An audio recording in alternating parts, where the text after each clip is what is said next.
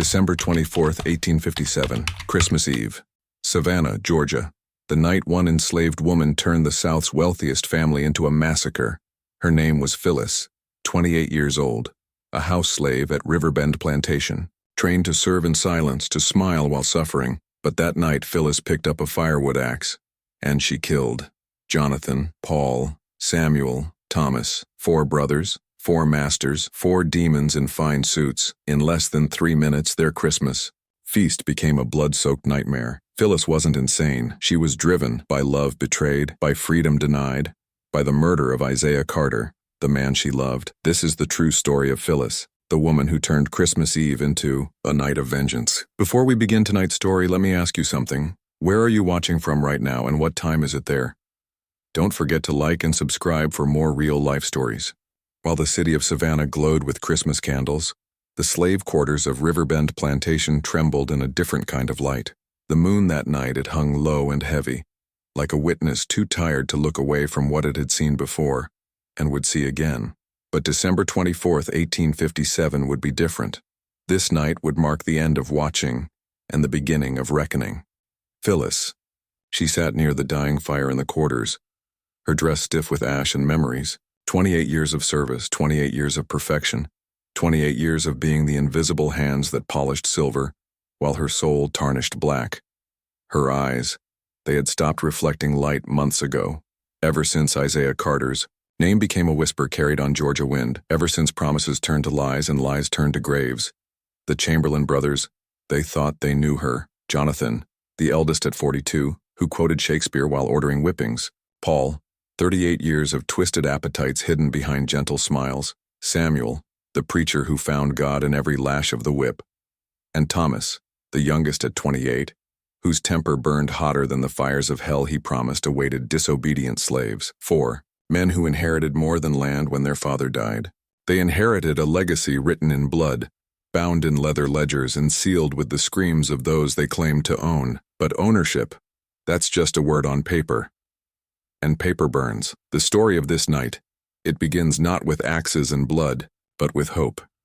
Hope that came walking through Riverbend's gates in the spring of 1856, tall and proud, carrying himself like a man who remembered freedom. Isaiah Carter, sold from a Charleston plantation, brought to Georgia with nothing but the clothes on his back and the dangerous knowledge that he had once been free. His mother, she had been a freed woman in South Carolina, working as a seamstress, until legal papers turned freedom into bondage overnight. Isaiah, he spent his first 7 years believing liberty was his birthright. That memory, it lived in his shoulders, in his voice, in the way he looked at Phyllis like she was a woman worth knowing, not property worth using. Their love, it grew in the spaces between surveillance, behind the smokehouse when evening chores were done, in the vegetable garden while she gathered herbs and he mended tools, by the creek where laundry was washed and dreams were shared in whispers soft as cotton. He spoke of Ohio, where colored folks owned shops and walked free down streets that belonged to everyone.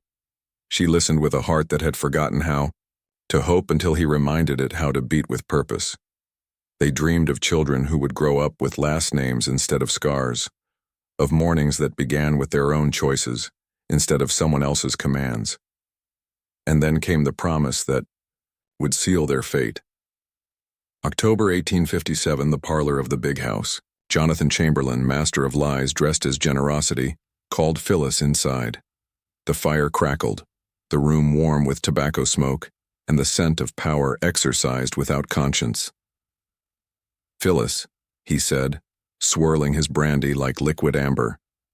"You've been with this family your whole life." She stood silent, knowing that words from slaves were only welcome when they served a master's purpose. "You're a good girl. Quiet.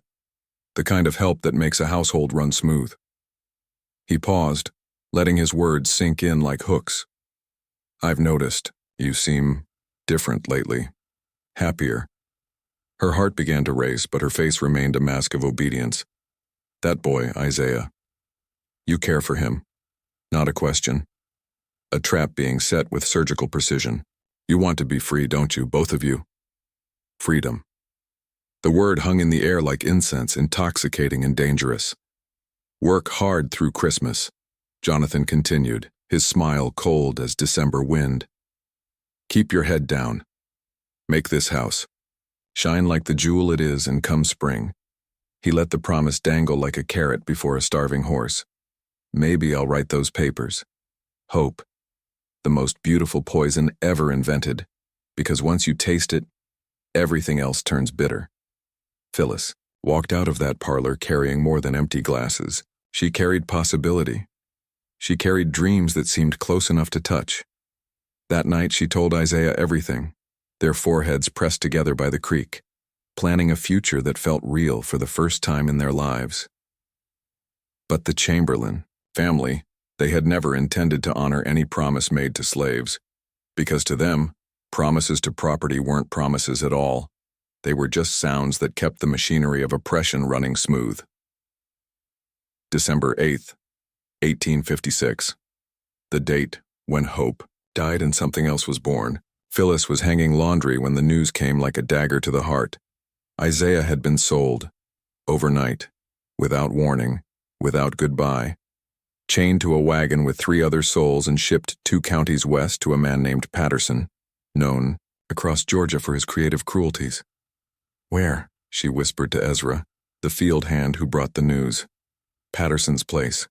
They say he breaks runaways permanent-like." The basket of wet clothes fell from her hands like her world falling apart.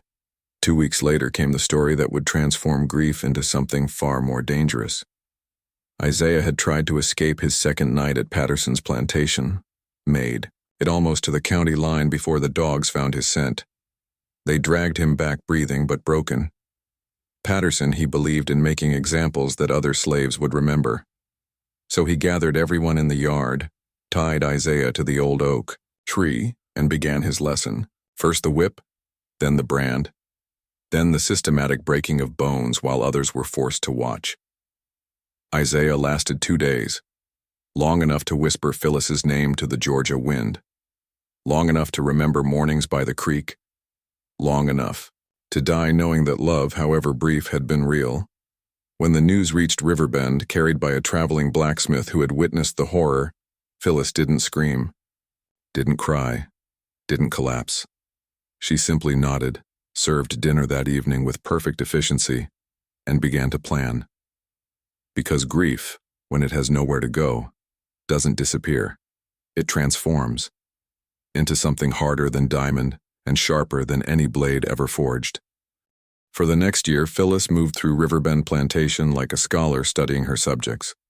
She learned the Chamberlain brothers' schedules, their habits, their weaknesses, Jonathan's late-night brandy ritual in the study, Paul's predatory visits to young female slaves, Samuel's Sunday afternoon naps after delivering sermons about divine order, Thomas's explosive temper that made him careless when drunk. The axe, it had always been there, leaning against the woodshed, worn smooth by 7 winters of splitting logs to warm a house that would never be her home. But on Christmas Eve morning, as frost covered the ground like nature's shroud, Phyllis lifted that axe and felt its weight, differently. No longer a tool for serving others. Now an instrument of settling accounts. The Christmas feast at Riverbend that night, it was everything the Chamberlain family believed they deserved. Roasted duck glazed with honey, cornbread stuffing, rich with sage, sweet potato casserole topped with pecans, 3 kinds of pie cooling on the kitchen windowsills, crystal glasses caught candlelight like trapped stars, silver cutlery gleamed against white tablecloths, and laughter echoed through rooms built on suffering. Phyllis served them with the same quiet perfection she had mastered over 28 years. She carved the duck, filled their glasses, smiled when addressed, and became invisible in the way that had kept her alive since childhood. But invisibility that night, it served a different purpose.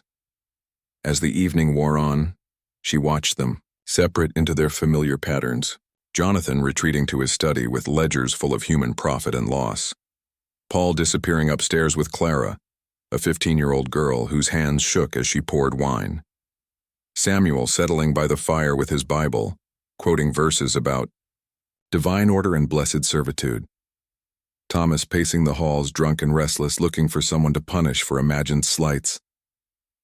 Perfect. 4 men, 4 separate locations, 4 debts to be collected in full. The house settled into its nightly rhythm as midnight approached. Oil lamps burned low, casting shadows that seemed to dance with anticipation. The other slaves had retreated to the quarters, leaving only the sounds of a dying fire and Thomas's boots on polished floors. Phyllis walked to the woodshed one final time, unwrapped the axe from its cloth hiding place, and tested its weight. The handle, worn smooth by her own hands, felt familiar as a prayer. The blade, sharpened that morning, caught moonlight like a promise being kept. She wasn't praying as she walked back toward the house. Prayer was for people who believed in mercy. She was simply remembering names: Isaiah, Elsie, the 11-year-old who disappeared after Paul took interest in her, her mother, who died giving birth to a baby that belonged to some chamberlain before these four. Every soul who had suffered while these men profited, each name a reason, each reason a blow to come. Jonathan's study smelled of leather and self-satisfaction.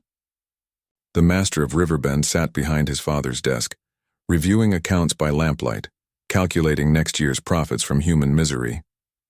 He was so absorbed in his numbers that he didn't hear the door open, didn't notice death standing in his doorway, patient as accumulated interest. "Master Jonathan," Phyllis said softly. He looked up, annoyed at the interruption. "Phyllis? The fire. Die down somewhere?" "No, sir, all the fires are burning just fine." Something in her voice made him set down his pen. She stood there, hands behind her back, same posture she'd held for 28 years, but her eyes, they weren't looking down anymore. "Is there a problem?" he asked. "Yes, sir, there is." "What kind of problem?" "The kind that requires settlement." The axe came around in a perfect arc, catching him at the base of the skull. His body, jerked once, then folded across his precious ledgers. Blood soaked into pages of profit and loss, turning neat columns into abstract art. Phyllis stood over him, breathing steady. "You promised spring," she whispered. "But winter came first. 1 brother down, 3 debts remaining." Paul's room was at the end of the upstairs hall, door locked as always when he indulged his particular appetites. Phyllis climbed the stairs slowly, each step deliberate as a drumbeat. Behind that door, she could hear his voice commanding Clara's barely audible whimpers. She knocked. Politely, the sound stopped. Footsteps crossed the floor. The door cracked open, revealing Paul's flushed face, shirt unbuttoned, hair disheveled. "Phyllis? What the hell do you want?" "I want to return something that belongs to you, Master Paul." Before he could ask what, the axe found his chest. He staggered backward, mouth opening and closing like a fish drowning in air. Blood bubbled up his throat instead of words. Phyllis followed him into the room, pulling the axe free with practiced efficiency. In the corner, Clara screamed. "Hush, child," Phyllis said without looking away from Paul's twitching form. "It's almost over." The second blow silenced Paul Chamberlain forever, along with his twisted hungers. She turned to Clara, pressed against the wall, blanket clutched to her chest. "Get dressed," Phyllis said gently. "Go to your sister. Tell her what you saw. Tell all of them what you witnessed here tonight." Clara nodded, understanding without needing explanation. 2 down. 2 more accounts to close. Samuel was exactly where she expected, asleep in the parlor chair, Bible open on his lap, empty glass at his elbow. Even in sleep, his face held the cruel satisfaction of a man who believed God had appointed him to rule over others. "Brother Samuel," she said softly. His eyes opened, confused and bleary. It took him a moment to focus on her face. Another moment, to register the axe in her hands, a final moment to understand what was about to happen. "Wait," he gasped, struggling to sit up. "Wait, girl. Don't you know this is sin? Don't you know what the Lord says about raising hands against your betters?" "I know exactly what the Lord says," Phyllis replied. "He says the last shall be first. He says the meek shall inherit. He says there's a time for everything under heaven. And Brother Samuel, your time is up." The axe fell with biblical finality, silencing Samuel's last sermon forever. 3 brothers down, 1 final debt to collect. Thomas found her cleaning the plate on Samuel's shirt. He stood in the parlor doorway, pistol drawn. eyes blazing with whiskey and fury. "You black witch," he snarled. "You think you can murder my family and walk away?" "I don't think," Phyllis replied, not looking up from her work. "I know. Because I already have." "Get on your knees," he commanded, cocking the pistol. She stood, slowly, turning to face him. 28 years of forced submission in every movement except for her eyes. Those belong to her now. "I've spent my whole life on my knees, Master Thomas. I'm done with that position." He fired. The bullet shattered a mirror behind her. She took a step forward. Missed. He fired again. This bullet splintered the door frame. Another step. Still missing. The third trigger pull brought only a hollow click. Empty chambers. "My turn," she said. Thomas tried to run, but fear and alcohol made him clumsy. He tripped over Samuel's body, crashed into the wall, scrambled toward the door. Phyllis caught him in 3 strides. The axe rose and fell with the rhythm of justice finally served. When it was finished, Thomas Chamberlain lay still, his reign of terror ended by the same hands that had polished his boots for years. 4 brothers dead. 4 debts paid in full. 4 demons silenced forever. Phyllis stood in the center of the parlor, surrounded by the bodies of her former masters. The Christmas feast sat cold on the dining room table. Candles flickered in their holders. The fire crackled peacefully in the hearth. But the silence was different now. Not the silence of oppression, but the silence of completion, of accounts balanced, of justice served at the proper temperature. She walked to the dining room, sat at the head of the table where Colonel Chamberlain once held court, and poured herself wine from their finest bottle. "For Isaiah," she said to the empty room. "For Elsie, for Mama, for everyone whose name they tried to erase." She drank alone while 4 bodies grew cold, and Christmas Eve became Christmas morning. Dawn brought the sheriff and 6 armed men, summoned by a neighbor who had seen smoke and heard screams. They found the carnage exactly as she had left it, bodies arranged like punctuation marks at the end of a very long, very bloody sentence. They found Phyllis at the dining room table, back straight, hands folded, waiting for them with the patience of someone whose work was finally complete. "My God," the sheriff whispered, surveying the scene. "What happened here?" Phyllis looked up at him with calm, clear eyes. "Justice happened here. The kind that's been overdue for 28 years.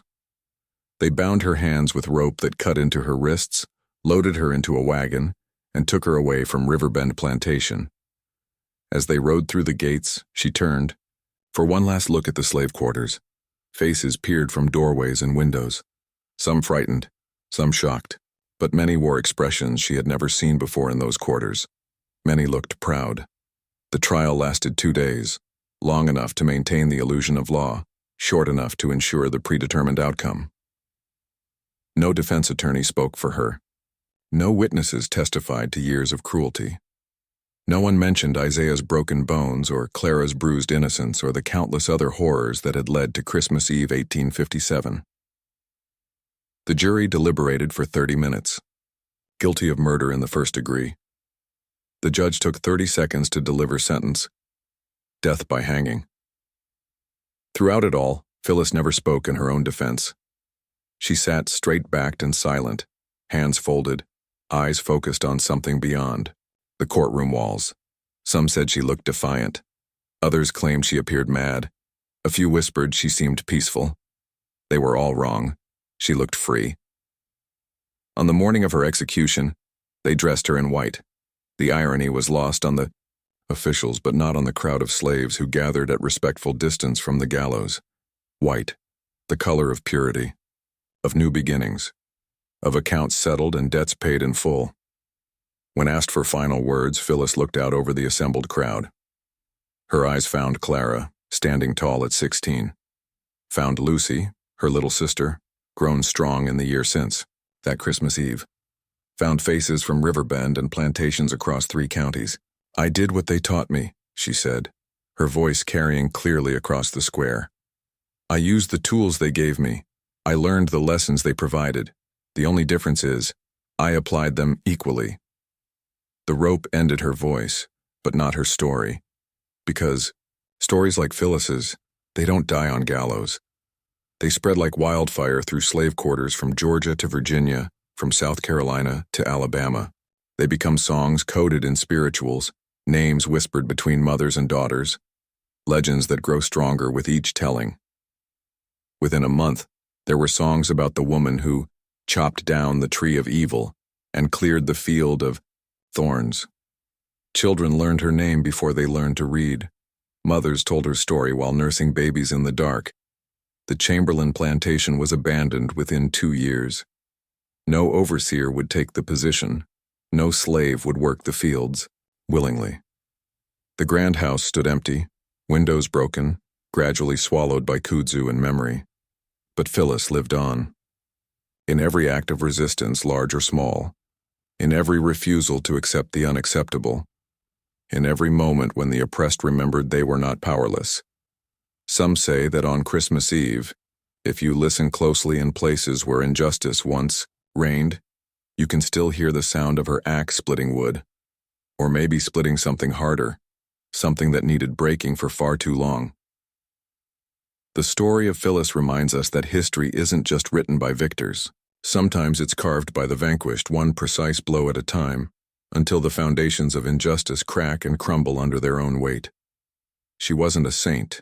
She wasn't a symbol. She was a woman who loved, lost everything, and decided that some debts can only be paid in blood.